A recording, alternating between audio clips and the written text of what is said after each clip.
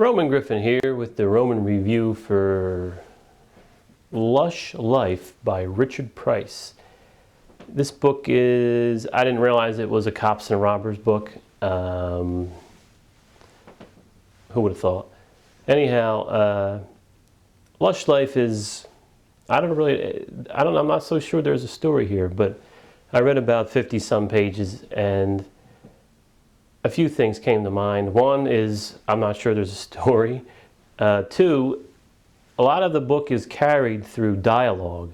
Dialogue in which is very colloquial, meaning he takes these street kids and he has them speaking in street verse, and it's hard to follow because you don't know what the hell they're saying. And he relies on this to carry the story. But if you don't know what the hell they're saying because they're speaking in street jargon, then what good is it? I can only think of those two black guys in that movie Airplane where they're speaking jive and Beaver Cleaver's mother comes and translates and you have subtitles. Imagine two guys speaking jive like that with no subtitles. This book, it sounds stupid, but could use subtitles because you don't know what's happening.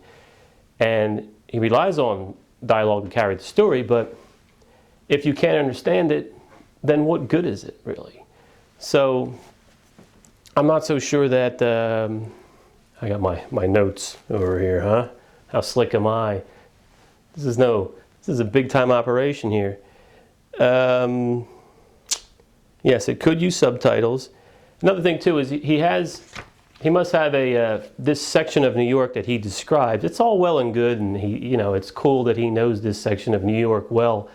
He doesn't recreate it as people would say that he does, because unless you have an intimate knowledge of that section of New York City, I should say, then you're totally lost. All this stuff, he names streets, he names places, but what the hell good is it? I mean, I don't know these landmarks. I don't know where they're at.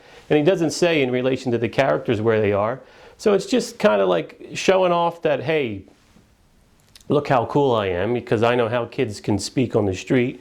Also, look how cool I am because I know street names and places in New York City. But it's totally lost on the reader. The book, I'm not sure that there even is a story.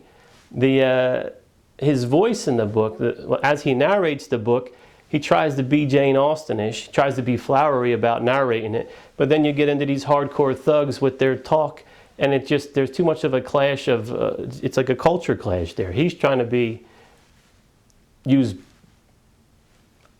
trying to be literary is what he's doing, but yet he has this book about these people who are, street people or whatever, and I don't know.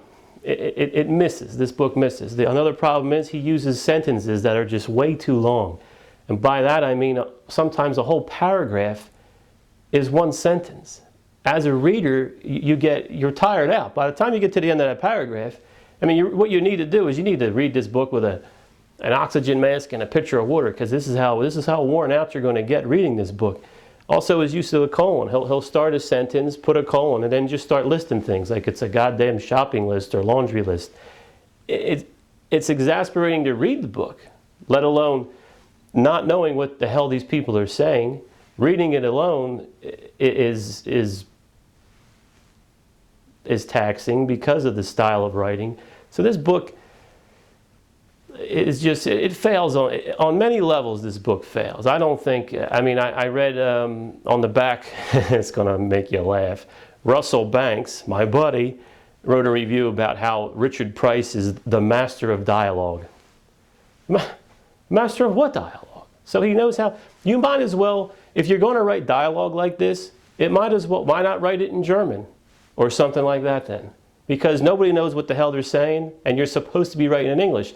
I don't consider that a master of dialogue. I consider that a master of knowing how people talk on the street, which if you're writing a book for entertainment purposes, and why not make a nonfiction book then?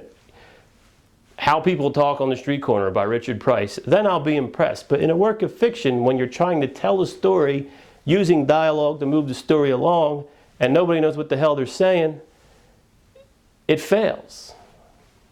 I can't say I was going to say I'm sorry, but I'm not sorry. You should be sorry, not me. So, up to you if you want to give it a hit or a miss. I'm not even sure. I read 50 some pages. I don't know what the hell the story is, because I didn't know what the hell was going on, for one. Two, I'm not really sure there is a story. So, I don't know.